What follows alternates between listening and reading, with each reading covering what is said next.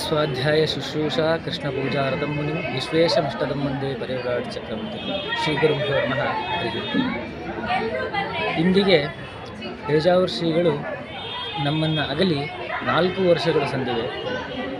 ಪೇಜಾವರ ಶ್ರೀಗಳ ನೆನಪಿನಲ್ಲಿ ಅವರ ಚತುರ್ಥ ಆರಾಧನಾ ಮಹೋತ್ಸವ ಅವರೇ ಸ್ಥಾಪಿಸಿದಂತಹ ಪೂರ್ಣಪ್ರಜ್ಞ ವಿದ್ಯಾಪೀಠದಲ್ಲಿ ಅವರ ಸನ್ನಿಧಿಯಲ್ಲಿ ಜರುಗ್ತಾ ಇದೆ.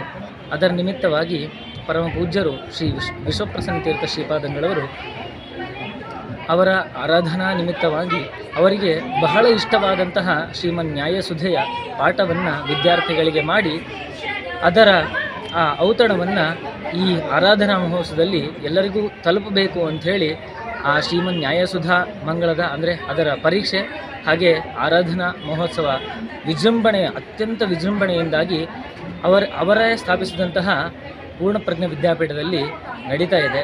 ಹಾಗಾಗಿ ನಾಳೆ ವಿಶ್ವೇಶತೀರ್ಥರ ಮಧ್ಯಾರಾಧನೆ, ಹಾಗಾಗಿ ಅನೇಕ ಜನ ಭಕ್ತಾದಿಗಳು ಆಗಮಿಸ್ತಾ ಇದ್ದಾರೆ. ಅನೇಕ ಸಾವಿರ ಜನ ಆ ವಿಶ್ವೇಶತೀರ್ಥರ ಆ ಕರುಣೆಯನ್ನು ಕಂಡವರು ಅನೇಕ ಜನ ಇದ್ದಾರೆ.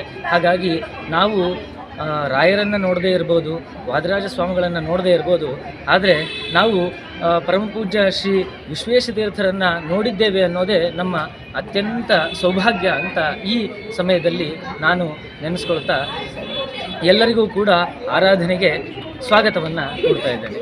ಶ್ರೀಕೃಷ್ಣ ಅರ್ಪಣೆ.